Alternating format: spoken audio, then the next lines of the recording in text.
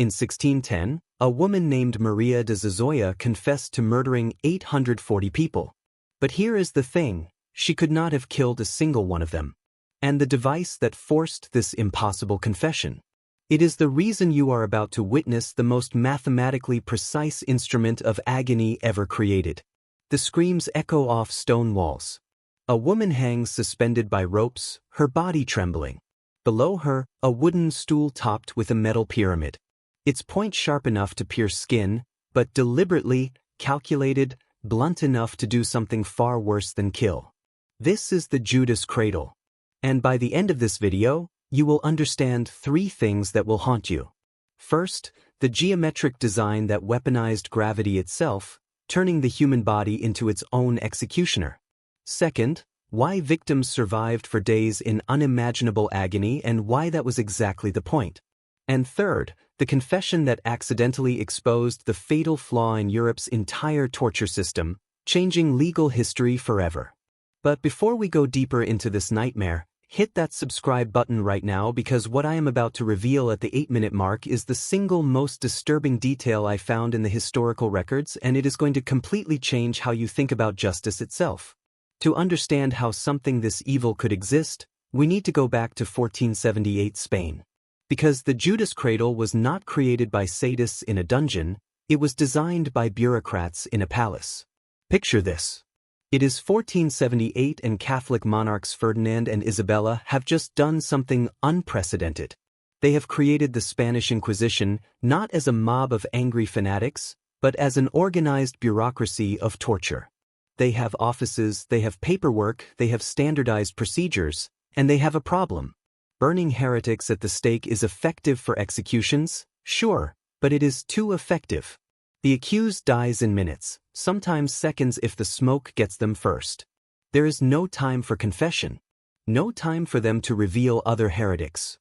The Inquisition's engineers designed a device that could keep victims alive for days, inflict growing agony, and leave minimal marks. It was called the Judas Cradle, named after history's most infamous betrayer. Its purpose was threefold: to prolong confession time, to cause endless pain without visible wounds, and to use the victim's own body weight as the instrument of suffering. The pyramid tip was usually 4 to 6 inches tall, made of wood or metal, and fixed on a solid stool or frame. Victims, stripped naked, were suspended above it by ropes tied to their wrists. Slowly, the ropes were loosened, lowering the body inch by inch until the sharp point pressed against the anus, vagina, or tailbone. The entire weight, around 100 to 150 pounds, focused on an area smaller than a coin. The tip was deliberately not razor sharp, because a fast puncture would kill too quickly. The angle was crafted to apply constant, crushing pressure that tore flesh without immediate death. In the first few hours, adrenaline helped victims resist, holding themselves partially above the point. But human muscles tire, gravity never does. As exhaustion set in, the body sank lower, increasing the pain. The cradle rocked slightly with movement, adding fear and instability. Guards sometimes pulled ropes to make victims drop suddenly, then stopped the fall, layering psychological torture over physical torment. Medical records from later centuries describe what happened next. The body's survival instincts made muscles seize and tremble, but after hours, strength failed completely. By the second day, tissue tearing and crushing caused continuous, burning agony. Blood flow weakened but never stopped, keeping victims conscious. Infection soon followed. Contact with fecal matter, dirty metal, and pooled fluids turned small wounds into open gateways for bacteria.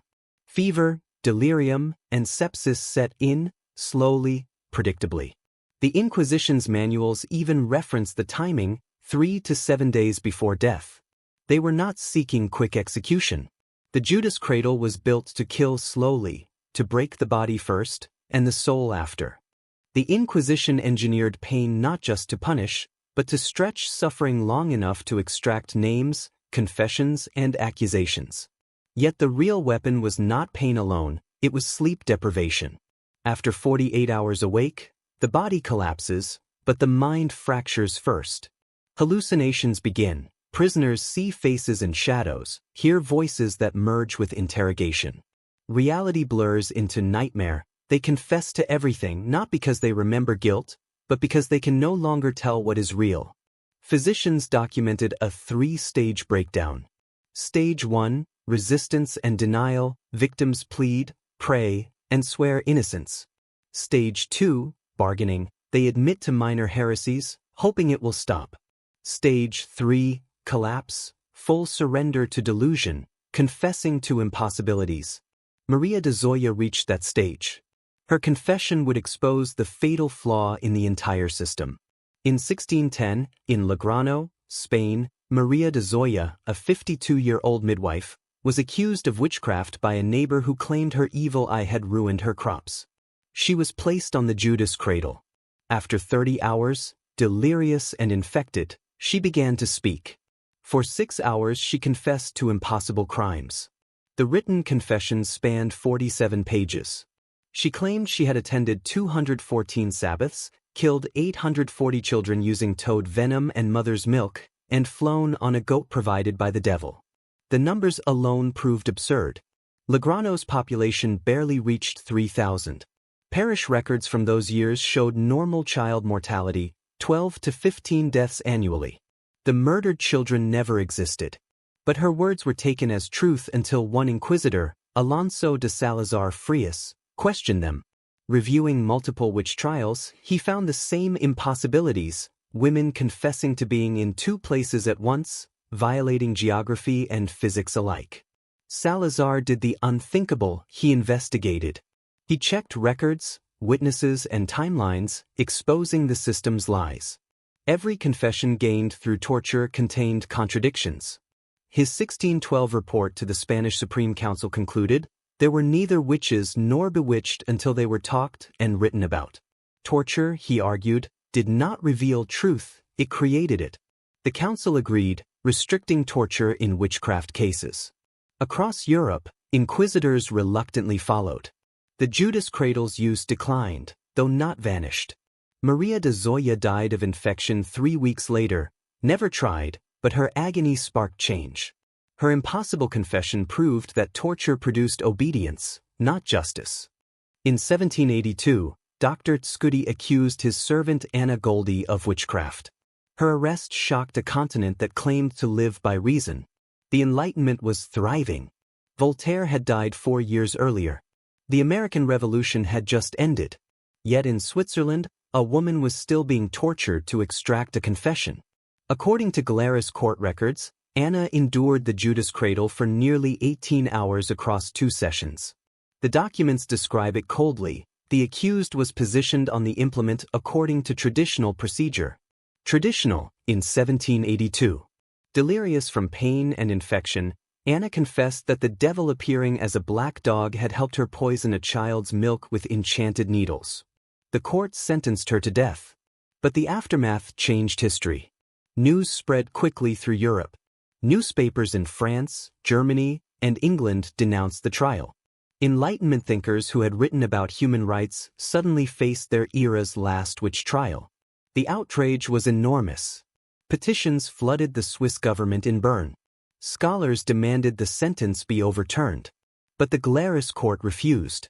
On June 13, 1782, Anna Goldie was publicly beheaded. The backlash was immediate. Within weeks, the Swiss Confederation launched an investigation. The judges were censured. Emperor Joseph II of Austria soon issued the 1787 Penal Code, abolishing torture across the Habsburg Empire. France followed in 1789. The dominoes fell.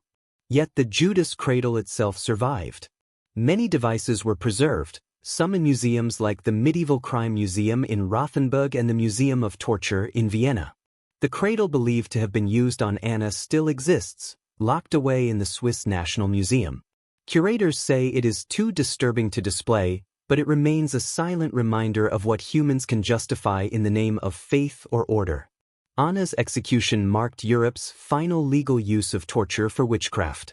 Her death became a symbol, a step toward the moral awakening that led more than a century later to the Geneva Conventions of 1949 banning torture under international law. Over 3 centuries, historians estimate that the Judas Cradle was used on more than 5,000 people, victims of geometry, faith, and bureaucracy. Its horror endures because it proves that cruelty does not need monsters, only people who believe they are right. That belief, that the ends justify the means, is how civilizations rebuild the pyramid. The suffering bought us a promise. Never again. Which brings me to my question for you, and I genuinely want to hear your thoughts in the comments. Should museums continue displaying these torture devices? On one hand, they're powerful educational tools, physical evidence of what happens when society abandons human dignity. Seeing the actual pyramid, the actual ropes, makes the history real in a way textbooks cannot.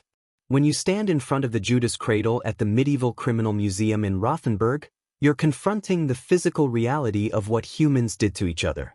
On the other hand, do we risk glorifying this horror, turning suffering into spectacle? There are medieval torture museums that market themselves as tourist attractions, complete with gift shops selling miniature torture device keychains. That feels wrong, deeply wrong. Where's the line between remembering history and exploiting trauma, between education and entertainment? Drop your thoughts below. I'm genuinely curious how you all think we should handle this. There's no easy answer, and I want to hear different perspectives. And before you go, remember I promised you something for next week.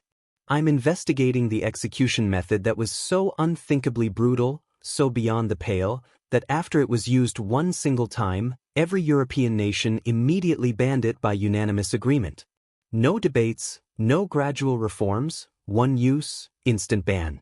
What could possibly be worse than what you just learned about? Hit subscribe to find out because trust me, you're not going to believe this one. It involves an elephant, a condemned prisoner, and a decision that haunted an entire empire. Thanks for watching and seriously, go hug someone you love.